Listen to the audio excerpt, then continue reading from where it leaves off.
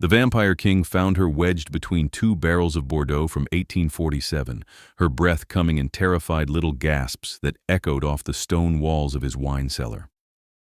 Darian Ravencross had descended to select something appropriate for the evening meal when he caught the scent. Human, female, fierce sweat and adrenaline cutting through centuries of oak and fermentation. He moved between the racks with practiced silence, his white hair catching the lamplight as he rounded the corner. And there she was. A girl in dark clothes meant for stealth, now pressed so small she looked like she wanted the stone itself to swallow her. Her eyes went wide when she saw him. He was used to that reaction. 7 centuries of being dead had a way of bleaching a man down to bone-white skin and hair the color of winter itself. And the old blood made his presence fill a room whether he wished it or not. She did not scream, though. That surprised him. "Well," he said, keeping his voice gentle, "this is unexpected."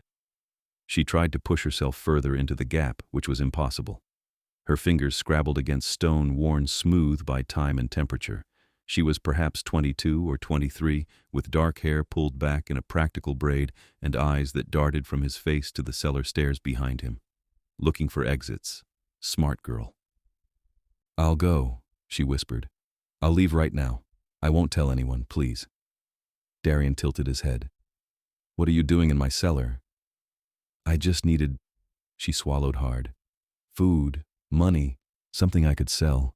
I didn't know anyone was home. I thought the house was empty." A lie, but not entirely. He could hear the truth woven through it. She had needed those things. Desperation had its own scent, sharp and bitter. He was about to tell her that breaking into the private estate of the Vampire King of the Eastern Territories was monumentally foolish when he heard it. Boots on gravel, many boots, and voices raised in challenge at his gates. His jaw tightened. The hunters had arrived sooner than expected. The girl heard them too. Her face went chalk white. "What is that?" "Company I did not invite," Darian said. He made a decision in the space between heartbeats. "Stay exactly where you are. Do not make a sound." "Why would I?" "Because those men are hunters," he interrupted. "And if they find a human woman in my cellar during a raid, they will assume you are cattle, a victim, or a collaborator. None of those assumptions will end well for you." He saw understanding dawn in her eyes. Terror followed half a second later. Above them, something heavy slammed against his front door. The whole house shuddered. Darian moved to the cellar stairs and listened. 6 men, perhaps 7, armed with the sanctioned weapons. Silver and wood and self-righteous fury. They had a warrant then. The blood laws permitted entry under specific circumstances, and the hunters loved their circumstances. "Open by order of the Hunters' Council!" someone shouted from outside. "We have cause to search these premises for violation of the Covenant." Darian's lip curled. The Covenant! That ancient agreement between his kind and the mortal authorities that permitted vampires to exist in modern society as long as they followed certain rules. No unauthorized turnings, no public feeding, no interference in human governance. He had broken none of those laws, but hunters rarely bothered with truth when suspicion served them better. The front door gave way with a crack of splintering wood. Footsteps thundered through his entrance hall. They would search every room, standard procedure, and they would absolutely search the wine cellar because hunters always searched wine cellars. Darian descended the stairs again in 3 swift strides. The girl stared up at him with those wide, frightened eyes. She was trapped, and she knew it. If he let the hunters find her, they would take her into custody. Question her. Maybe worse. The hunters were supposed to protect humans, but their methods often left scars. He reached down and pulled her to her feet. She made a small sound of surprise, but did not resist. "Good. No time for argument. Listen to me very carefully," he said, keeping his voice low. "I am going to do something that may frighten you, but I need you to trust me. Can you do that? I don't even know you." "Nevertheless." She stared at him for a long moment, then nodded once. Brave girl. Darian guided her deeper into the cellar, past the French wines and the Spanish reserves, all the way to the back wall where the oldest bottles sat in their cradles. He pressed his palm against a specific stone, and a section of wall swung inward on oiled hinges. A hidden room. Every vampire of rank had at least one. The girl's mouth fell open. "You have a secret room in your wine cellar?" "I am very old and very careful," Darian said. "Inside, now." She slipped through the opening and he followed, pulling the door shut behind them. The space was small, barely 10 feet square, lined with shelves holding bottles so ancient their labels had faded to whispers of ink on paper. A single lamp burned with steady flame, fed by gas lines he had installed 50 years ago. The girl turned in a slow circle, taking it in. "This is insane," she breathed. "This is survival," Darian corrected. He moved to the door and engaged the lock from the inside, iron sliding home into stone with a decisive click. They cannot enter now. Not without breaking through solid rock. Won't they just do that? Not in the time they have. A warrant permits search, not destruction of property. They will look, they will find nothing, and they will leave. He hoped that was true. Hunters could be unpredictable when they thought they had cause. They stood in silence, listening. The sounds of the search filtered down through layers of stone and earth. Furniture being moved, doors slammed open, voices calling to one another in clipped military cadence.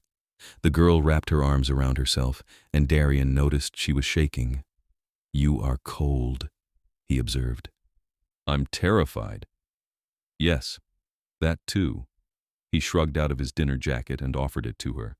She looked at it like it might bite, then accepted with cautious hands.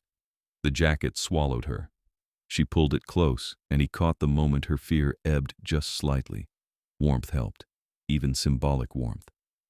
"Thank you," she said quietly. "You are welcome." "Why are you helping me?" Darian considered the question. Why indeed? The sensible thing would have been to hand her over immediately, cooperate with the hunters, demonstrate his compliance with the covenant. But something in her eyes had stopped him. Some quality he recognized from his own mortal days, back when he had been young and desperate and cornered by circumstances beyond his control. "Because you do not deserve what they would do to you," he said finally, "and because I dislike hunters on principle. You're the vampire king. I am. I broke into your house. You did. You should be angry." "Oh, I am," Darian said mildly. "But anger is not useful at present. Survival is useful. So we survive first, and afterward we can discuss your extremely poor life choices."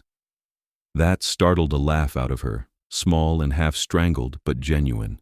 She clapped a hand over her mouth as if afraid the sound would escape the hidden room. It would not.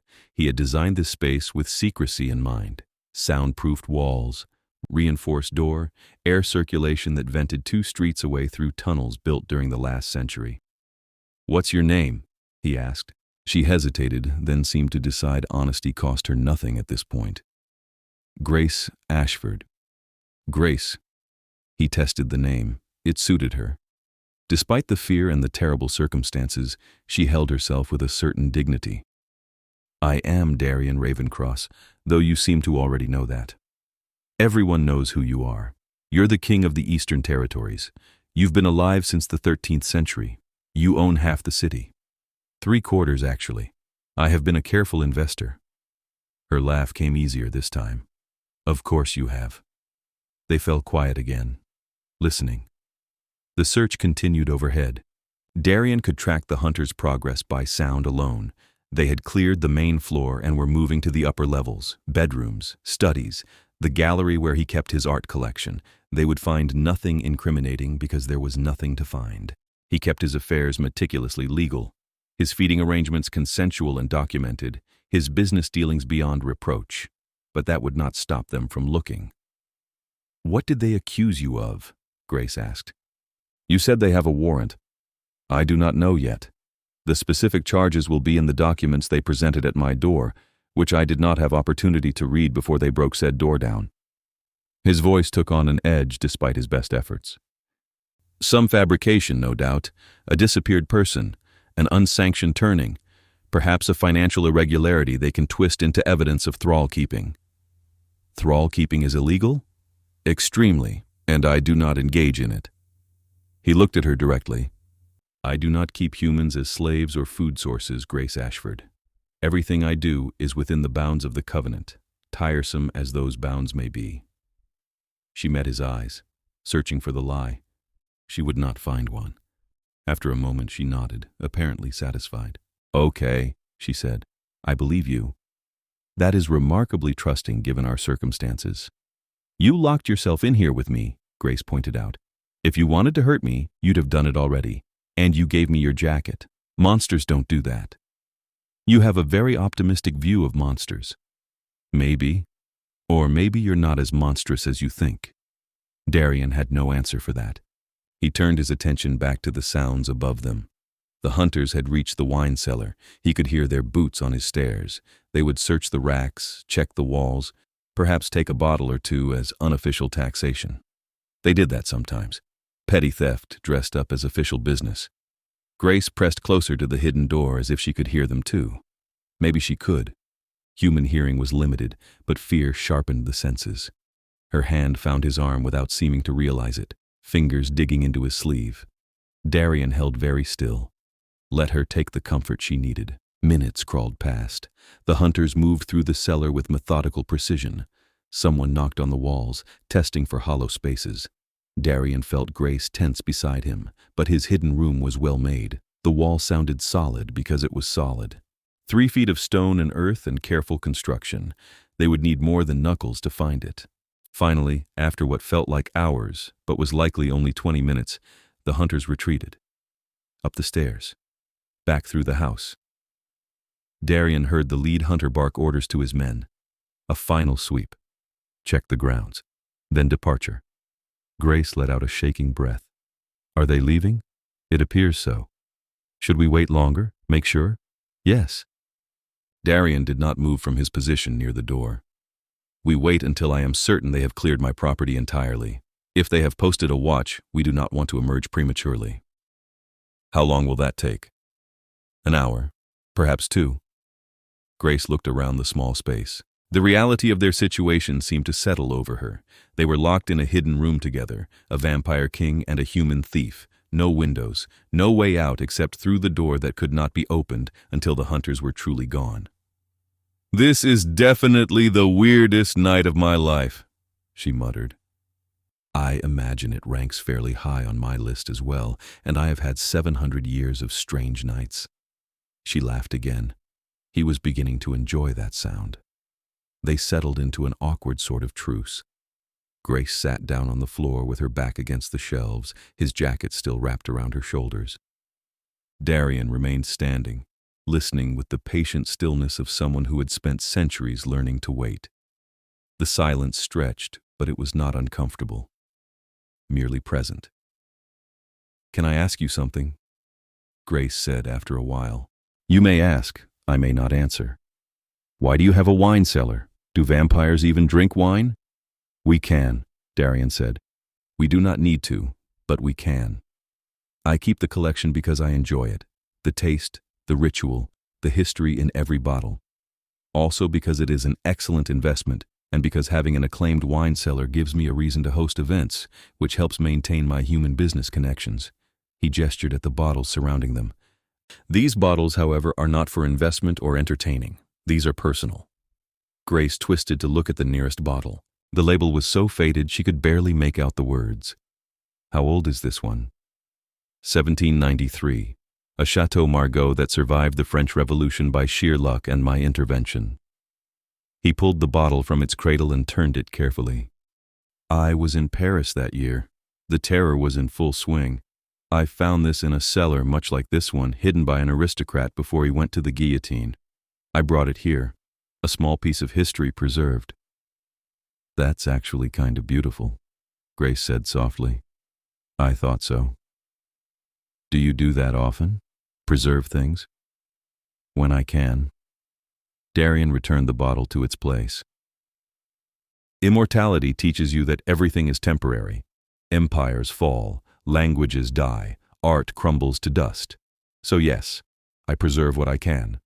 Books, art, wine. Sometimes people, though that is more complicated.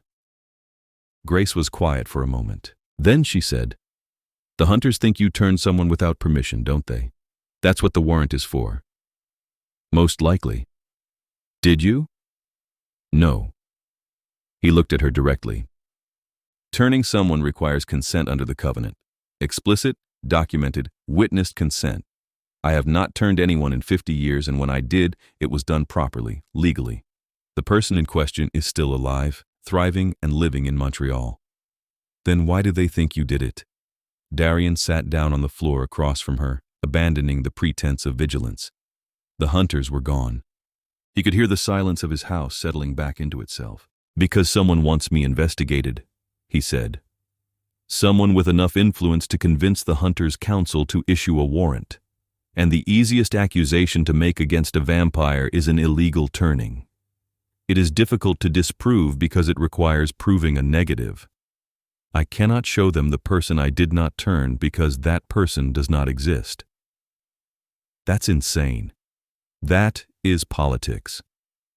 He leaned his head back against the shelf behind him. "I have enemies, Grace. Vampires who resent my territory. Humans who dislike having an immortal as their landlord or employer. Hunters who think the covenant is too lenient. Any of them might have done this. What happens now?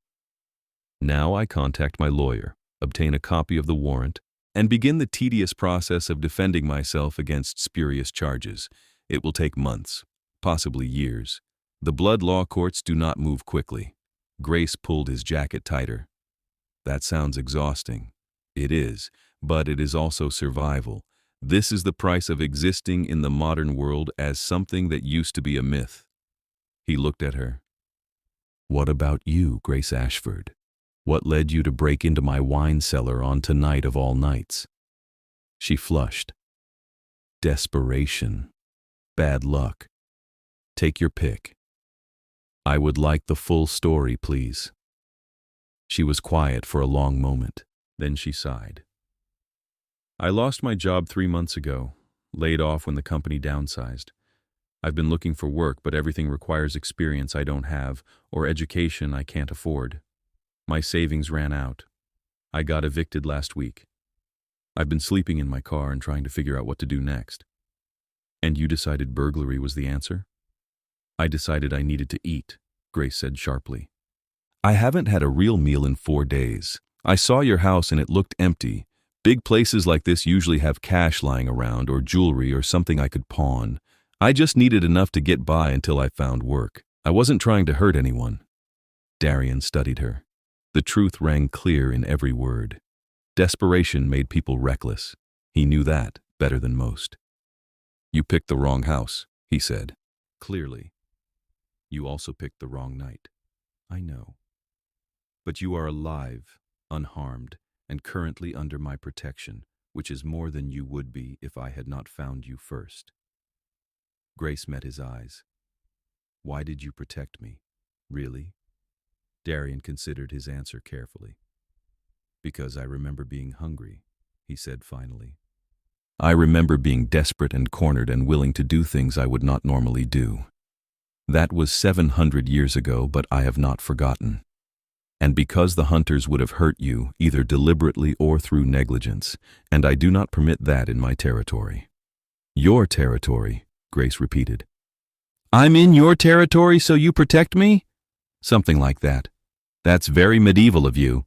"I am very medieval," Darian said dryly. "I was born in 1312. Medieval is rather ingrained." That surprised another laugh from her. The sound filled the small space, and Darian found himself almost content despite the disaster of the evening. There was something pleasant about her presence, something grounding. He had not realized how isolated he had become until this moment, locked in a hidden room with a stranger who did not fear him enough to stop being herself. They talked through the next hour. Small things at first. Her childhood in the northern part of the city, his memories of the same streets when they had been dirt roads and wooden buildings, her love of books, his collection of first editions and illuminated manuscripts. She asked him questions and he answered, editing out the bloodier details, but keeping the heart of the stories intact. In return, she told him about her life, the small apartment she had lost, the friends who could not help because they were struggling too, the growing sense that the world was not built for people like her, people without safety nets or family money or connections. "It feels like drowning," she said quietly. "Every day you fight to keep your head above water, and every day the water rises a little higher, and everyone around you acts like you're just not trying hard enough. Like if you worked harder or wanted it more, you'd be fine. But I am trying. I'm trying so hard and it's still not enough." Darian knew that feeling. The helplessness. The grinding exhaustion of survival. "The world is cruel," he said. "It was cruel in my mortal days, and it is cruel now. The trappings change, but the fundamental injustice remains. So, what do? We survive in spite of it," Darian said. "We take what moments of grace we can find, and we hold on to them. And when we have power, we use it to make things less cruel for others." Grace looked at him. Really looked. "You mean that?" "I do. You're not what I expected." "No one ever is," Darian said. "That is one of life's few reliable truths." Another hour passed, then another. Darian's hearing tracked the silence outside. No hunters, no watchers. They had truly left. His property was his own again, at least for tonight. "We can leave now," he said, rising to his feet. "They are gone." Grace stood as well, swaying slightly, hunger and exhaustion catching up to her. Darian steadied her with a hand on her elbow and felt her lean into the support. "Thank you," she said, "for everything, for hiding me, for talking to me, for not turning me over." "You are welcome." He unlocked the hidden door and pushed it open. The wine cellar beyond was exactly as they had left it. Undisturbed, his sanctuary intact. They emerged into the larger space and Grace looked around as if seeing it properly for the first time. "This really is an amazing collection," she said. "Thank you. I am rather proud of it." They climbed the stairs together.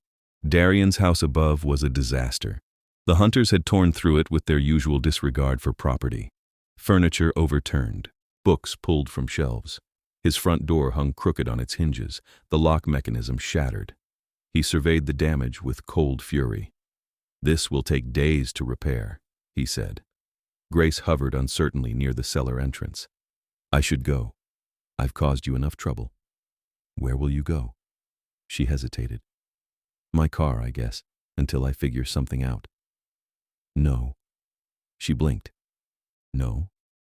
You are exhausted, starving, and you have nowhere safe to go," Darian said. "You will stay here tonight. I have guest rooms, multiple guest rooms. You will sleep in a bed, eat a proper meal, and in the morning, we will discuss what happens next. I can't. You can, and you will." He softened his tone. "Please, Grace, let me do this. You protected my secret as much as I protected you tonight. You could have made noise and drawn the hunters to us. But you did not. That deserves more than sending you back to your car." She wavered. He could see the pride and fear and desperation warring in her expression. Finally, the exhaustion won. "Okay," she said quietly. "Thank you." Darian led her upstairs to the second floor, where the guest quarters were located. He opened the door to a room with a large bed, its own bathroom, and windows that overlooked his private garden. Grace looked around with wide eyes. "This is too much. This is basic hospitality." He moved to the bathroom and turned on the light. "Fresh towels in the cupboard. The shower works. There should be spare clothes in the dresser. One of my staff keeps them stocked for unexpected guests. Wear whatever fits." "You have staff?" "Usually. I gave them the night off when I heard the hunters were coming. I did not want them caught up in the raid." He paused in the doorway. "I will bring you food in a few minutes. Actual food, not blood, before you ask." Grace surprised him by smiling. "I wasn't going to ask." "Good." He left her there and went to his kitchen. The hunters had gone through here too, but the damage was minimal. They had been looking for evidence, not destroying for sport.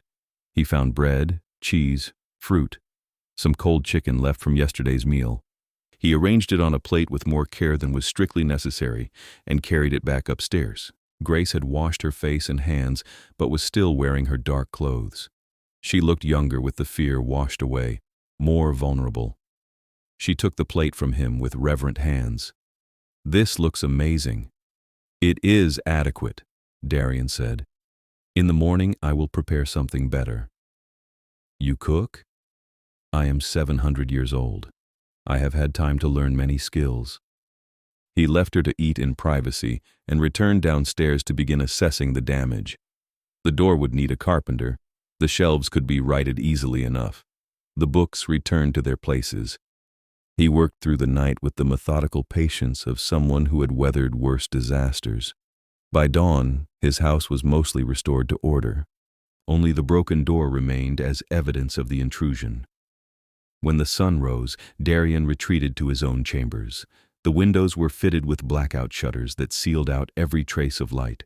Sunlight would not kill him outright, but it would weaken him significantly and cause considerable pain.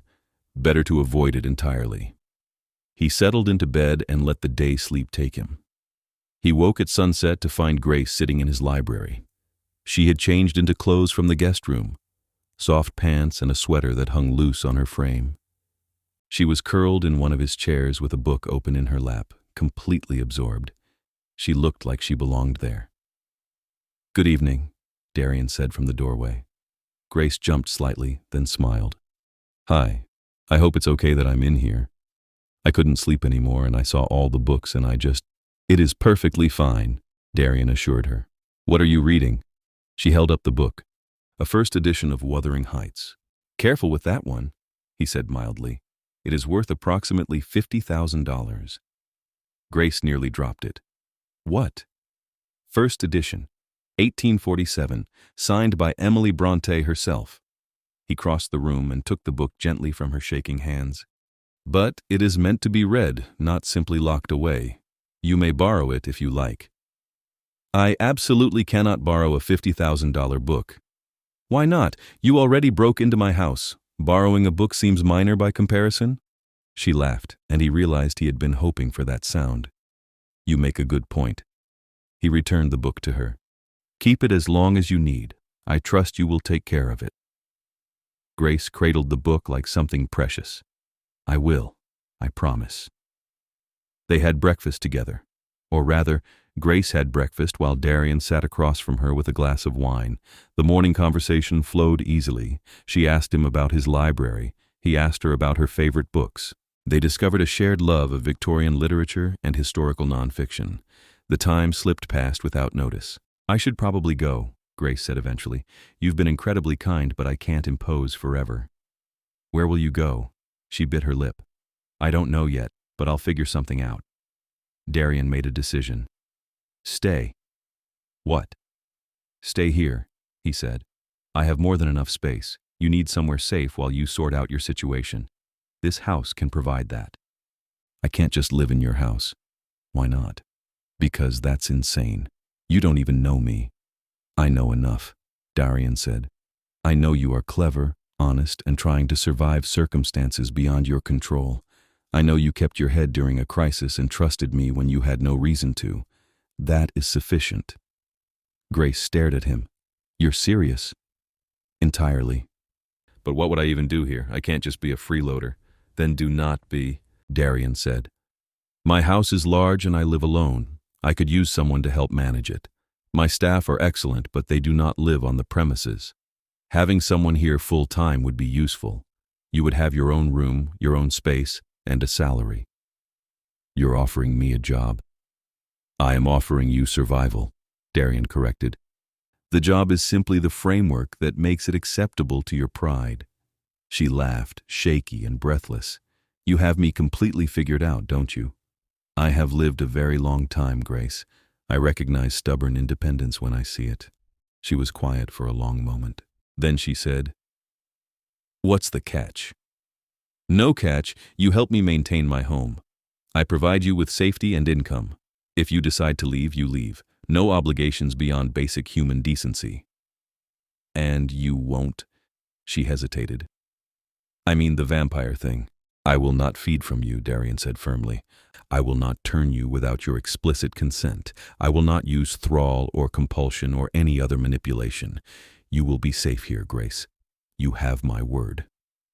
She searched his face, looking for the trap, the hidden cost. She would not find one because there was not one.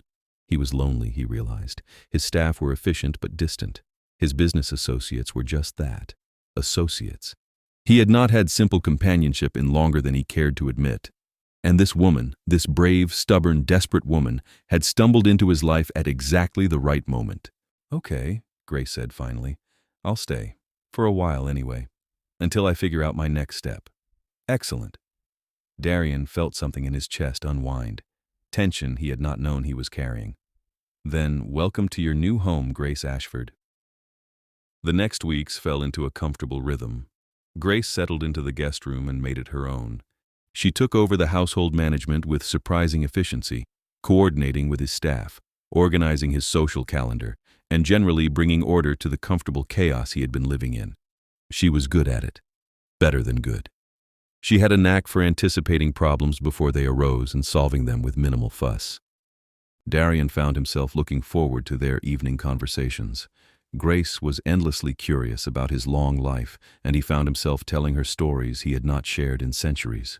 The time he met Shakespeare, the winter he spent in Russia before the revolution, the night he watched the first electric lights come on in the city and thought the world was ending. In return, she told him about her life, her childhood dreams of being a writer, the year she spent traveling before money ran out, the small joys she had carved out of a difficult existence. They were becoming friends, Darian realized. Real friends. Not the careful, political friendships he maintained with other vampires or the transactional relationships he had with humans in his business dealings. This was something genuine, something he had not experienced in a very long time. 2 months after the Hunter raid, Darian's lawyer finally obtained a copy of the warrant. The charges were as expected, an illegal turning. The accusers claimed that a young man had disappeared and been turned without consent. They provided dates, locations, and circumstantial evidence that looked damning on paper. It is all fabricated, Darian told Grace over dinner. The man in question exists and is indeed a vampire, but he was turned 20 years ago by someone in the Western Territories. He has documentation proving it. This is nothing more than an attempt to discredit me. Can you prove that in court? Eventually. But it will take time. Blood law courts are notoriously slow. We are looking at months of hearings and testimony. Grace frowned. That's ridiculous. That is justice, vampire style. She was quiet for a moment, picking at her food. Then she said, "Is there anything I can do to help?" "Not unless you have a law degree I am unaware of." "I don't. But I could testify if it would help. I was here the night of the raid. I saw how the hunters behaved. I could tell the court what happened." Darian felt something warm bloom in his chest. "That is generous, but I would not ask that of you. Testifying would put you on record. It could make you a target." "I'm already on record," Grace pointed out. "I live in your house, work for you. If anyone wants to come after me, they can do it whether I testify or not. At least this way I'm doing something useful." "Grace, let me do this," she said. "Please, you saved my life. Let me return the favor." He looked at her across the table. Her eyes were steady, determined. She meant every word. "Very well," he said quietly. "If it comes to that, I will accept your testimony." "Thank you." She smiled. "You're welcome." The months passed. The blood law courts sent notices and summonses. Darian's lawyer prepared his defense with meticulous care. The case became a strange sort of background noise to their daily lives, present but not overwhelming. They had dinner together every evening, walked through his gardens at night when the moon was bright, read together in the library. Grace started writing again, little stories she shared with him shyly. They were good, sharp and emotional and real. He told her so, and she glowed with the praise. Somewhere in those quiet months, Darian's feelings shifted. Grace was no longer just a friend or a houseguest. She was essential. The thought of her leaving made his chest tight. He caught himself watching her when she was absorbed in a book, memorizing the way she bit her lip when she was thinking, the way she laughed at his dry observations, the way she looked in the lamplight with her hair down and her defenses lowered. He was in love with her. The realization struck him one evening as they sat together in the library. She was reading aloud from a book of poetry, her voice turning the words into something living. He was not listening to the poem. He was listening to her, the rhythm of her breathing, the little pauses where she chose her inflection. And he thought, with absolute clarity, that he wanted this forever. Her voice, her presence, her. It was terrifying. He had not loved anyone since his mortal days, had not allowed himself to. Loving someone when you were immortal meant watching them age and die. It meant loss stretched across decades. He had sworn he would never do that to himself again. But here was Grace, brilliant and brave and infuriatingly mortal, and he loved her anyway. He did not tell her, not yet. She had not indicated any similar feelings, and he would not burden her with his heart if she did not want it. Instead, he kept his silence and treasured the time they had. The trial date was finally set. 6 months after the initial raid, the Blood Law Tribunal would convene to hear the evidence. Darian prepared his testimony with his lawyer. Grace prepared hers. They went over the questions she might be asked, the traps the prosecution might lay. "Just tell the truth," Darian said the night before the trial. "That is all you need to do. What if the truth isn't enough? Then we will deal with that when it happens." He reached across the table and took her hand. "But I believe it will be. The truth is powerful, Grace, especially when it is spoken by someone with no reason to lie." She squeezed his fingers. "I won't let them hurt you. I know." The tribunal convened in a courthouse that had stood for 200 years, older than most of the city. The blood law courts operated in parallel to human justice, a remnant of the old ways preserved in the Covenant. The chamber was formal and cold, stone walls and dark wood and the weight of centuries pressing down. The prosecution presented their case. The disappeared man, the circumstantial evidence, testimony from supposed witnesses who claimed to have seen Darian with the victim. It was all very convincing if you did not look too closely. Darian's lawyer tore it apart, piece by piece. He produced the documentation of the actual turning, testimony from the vampire who had performed it, proof that Darian had been in another country entirely on the dates in question. By the time they reached the defense testimony, the prosecution's case was already shaking. But they had one more card to play. A witness who claimed to have seen Darian keeping a human woman in his home. Proof, they argued, of thrall keeping. Evidence of a pattern of behavior that made the illegal turning charge plausible. The courtroom stirred at that. Thrall keeping was a serious accusation. If proven, it would destroy Darian's reputation and potentially his freedom. His lawyer called Grace to testify. She walked to the witness stand with her head high. Darian watched her go and felt his heart clench. She looked so small in the formal chamber, so fragile.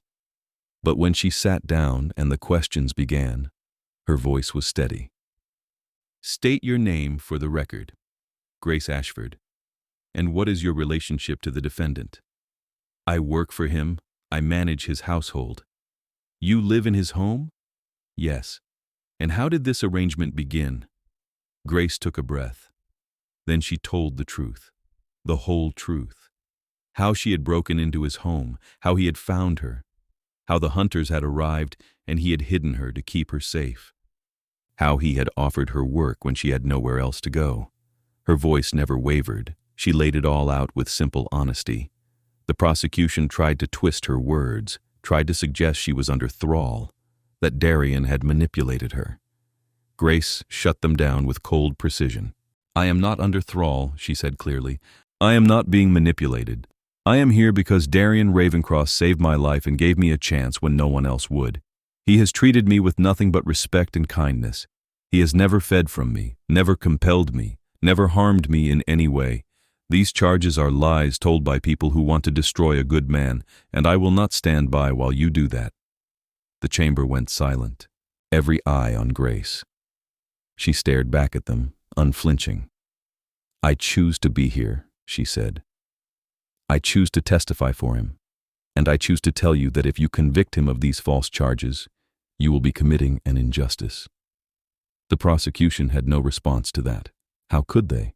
She was unimpeachable, a human woman with no connection to vampire politics, no reason to lie. Her testimony carried more weight than any vampire witness could provide. The tribunal deliberated for 2 hours. Then they returned with their verdict. Not guilty on all charges. The case was dismissed. The accusers would face investigation for bringing false charges. Darian felt the tension leave his body in a rush. It was over. He was free. Grace found him in the corridor outside the courtroom. She looked exhausted, but triumphant. We won, she said. You won, Darian corrected. Your testimony cleared me, Grace. Without it, this would have dragged on for years. Good, she smiled. Then we're even. You saved me. I saved you. We're square. Darian looked at her. This woman who had stumbled into his cellar and somehow become the most important person in his world. He could not keep silent any longer. Grace, he said, there is something I need to tell you. She looked up at him, curious. What? I am in love with you. The words hung in the air between them. Grace's eyes went wide. What? She whispered. I love you, Darian said again. I have loved you for months, but I did not want to burden you with it. You have had enough to deal with, but I cannot keep silent any longer. You are brave and clever and kind, and you make my life better simply by being in it. I love you, Grace Ashford. And if you do not feel the same, I will never mention it again. We can continue exactly as we are, but I needed you to know. Grace stared at him. Then she started laughing. Bright, breathless laughter that echoed off the stone walls. You love me, she said. Yes. You, the vampire king who has lived 700 years, are in love with me. Yes. That is the most ridiculous thing I have ever heard. She was still laughing, tears streaming down her face. And also the best thing anyone has ever said to me.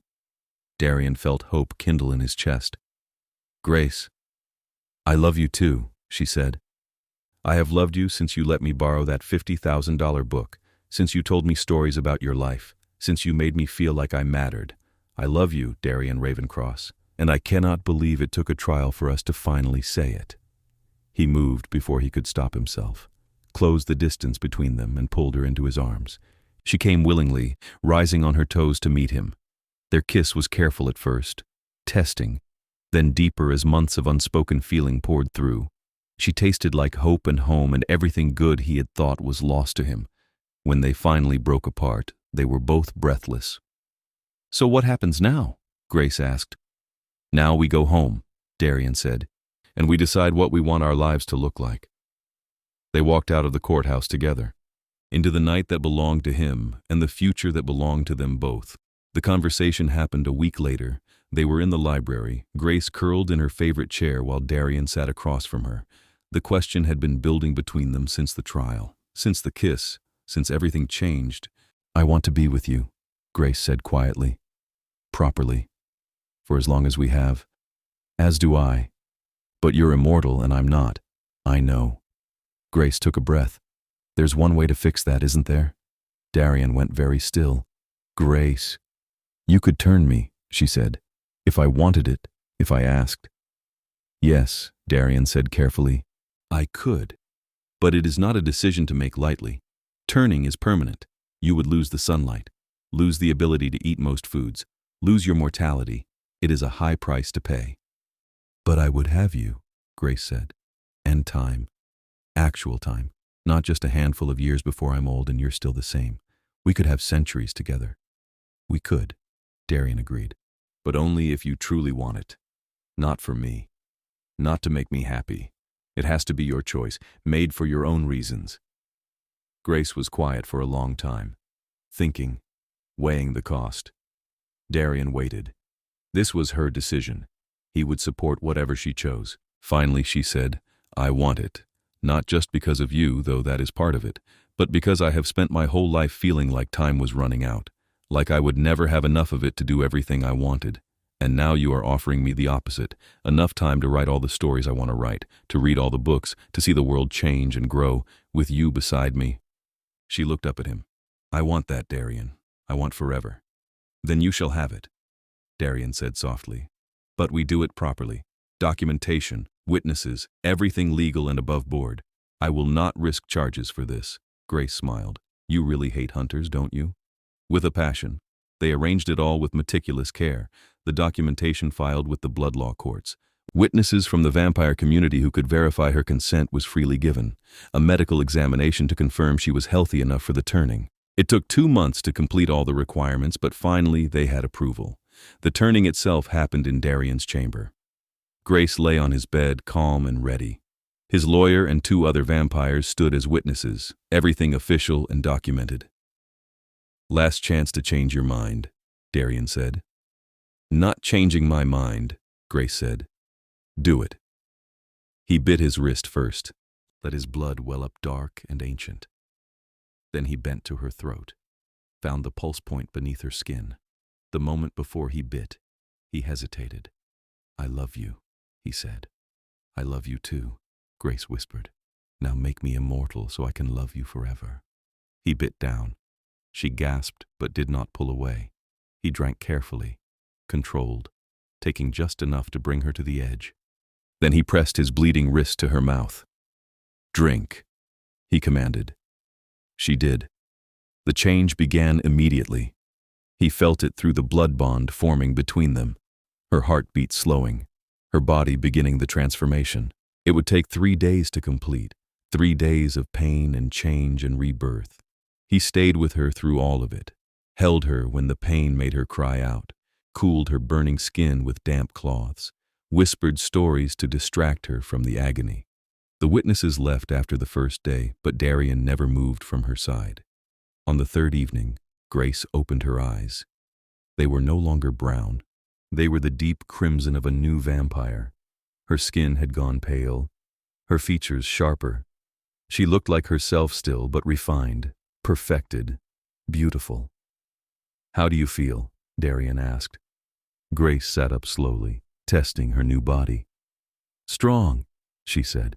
Her voice had changed too, richer, more resonant. And hungry. That is normal. Come, I will teach you how to feed properly. He guided her through those first difficult nights, teaching her control, how to feed without harming, how to move through the world as something no longer human. Grace learned quickly. She always had been clever.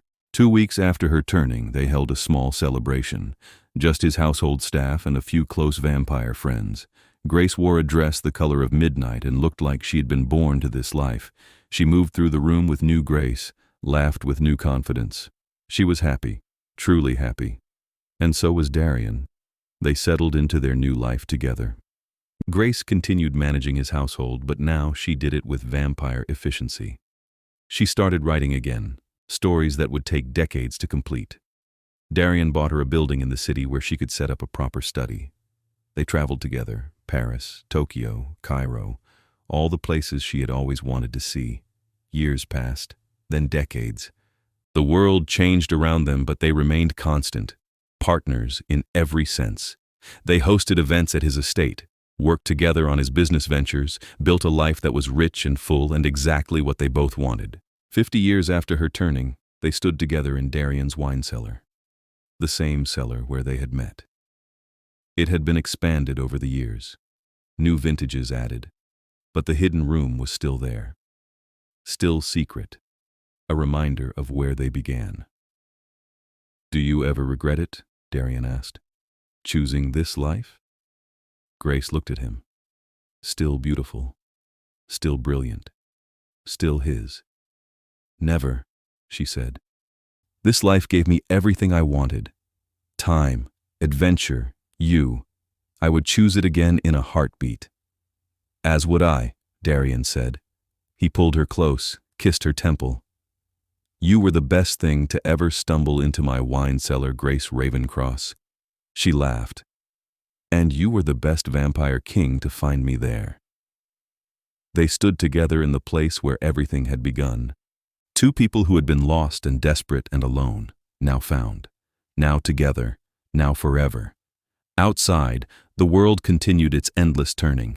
Seasons changed, empires rose and fell. But in the hidden room beneath the house, surrounded by centuries of preserved wine and memories, Darian and Grace had found something that would last longer than any vintage. They had found each other. And that was worth every trial, every risk, every impossible choice that had brought them to this moment. The cellar door was open now, the lock no longer needed, because Grace was not hiding anymore. She was home. And Darian had found in her something he thought he had lost centuries ago. He had found love, hope, a future that stretched ahead not as an endless lonely march, but as an adventure to be shared. They left the cellar hand in hand, climbed the stairs together. Above them, the house waited, their home, their sanctuary, the place where a desperate woman and a lonely king had found salvation in each other. And in the cellar below, among the oldest bottles and the newest vintages, the hidden room stood quiet, a testament to the night everything changed. The night Darian found Grace hiding among his wine, locked the door so no one could take her, and in doing so, locked them both into a love that would last for eternity. The moon rose over the estate. Silver light spilled through the windows. Grace leaned against Darian's shoulder as they stood on the balcony overlooking his gardens. Their gardens now. Everything was shared. Everything was theirs. "What should we do tomorrow?" Grace asked. "Anything we want," Darian said. "We have time." "We have forever," Grace corrected. "Yes," he agreed. "We have forever." And beneath the infinite stars, in the cool night air that was their natural element, they stood together. Two beings who had found each other in the darkest moment and built a love that would outlast kingdoms. The vampire king and his queen, partners, equals, home. The story that began in a wine cellar with fear and desperation had become something beautiful, something rare, a love that transcended mortality and all its limits. And as they walked back inside, still hand in hand, still together, still choosing each other with every breath and every moment, they knew that this was exactly where they were meant to be. Forever had a nice ring to it, Grace thought, especially when forever meant waking every evening to Darian's smile, writing her stories with unlimited time, exploring the world with someone who knew its every secret and wanted to share them all with her. She had been starving and desperate once. She had broken into a house looking for survival. She had found so much more. She had found love. She had found home. She had found forever. And in the end, that was the only story that mattered. Not the trials or the hunters or the blood law courts. Just two people who had saved each other and chosen to build a life together that would last as long as the stars themselves. They closed the door to the balcony and walked deeper into the house. Tomorrow they would check on the vineyard Darian had started cultivating, a project decades in the making. Grapes that would eventually fill the cellar that had once hidden Grace. Wine they would make together from their own land. Another way of saying that they belonged here, that this place was theirs. But tonight was for rest, for curling together in the darkness and talking until the dawn sent them to their blackout chamber, for the simple joy of being together. No threats, no trials, no fear, just them. Grace paused at the doorway to their shared room and looked back at Darian. He raised an eyebrow in question. "Thank you," she said. "For what?" "For not turning me over to the hunters that night, for giving me a chance, for loving me." Darian crossed to her and cupped her face in his hands. "Thank you for trusting me, for staying, for choosing this life with me. You have given me something I thought I would never have again. You have given me joy, Grace." She kissed him, soft and slow and full of promise. When they broke apart, she took his hand and led him into their room. The door closed behind them. The house settled into quiet. And somewhere in the cellar below, among bottles that held centuries of history and memory, the hidden room waited. Empty now, but never forgotten. A reminder that sometimes the best things in life happen when you least expect them. when you are desperate and afraid and hiding in a stranger's wine cellar on the worst night of your life. Sometimes, Grace thought as she drifted into sleep beside Darian, sometimes you break into the wrong house at exactly the right time. And sometimes the monster turns out to be the hero. And sometimes love finds you in the darkest place and refuses to let go. She had been found. She had been saved. She had been loved. And now, she had forever to love him back. The end of the story was really just the beginning of centuries together, of adventures and challenges and quiet moments and grand gestures, of a love that would become legend among their kind. The vampire king who found a thief in his cellar and made her his queen. The woman who testified for him and saved his life before he saved hers right back by giving her immortality. But that was a story for another time. For now, they had this moment, this night, this peace. And it was enough. It was everything. Word count, 11,000.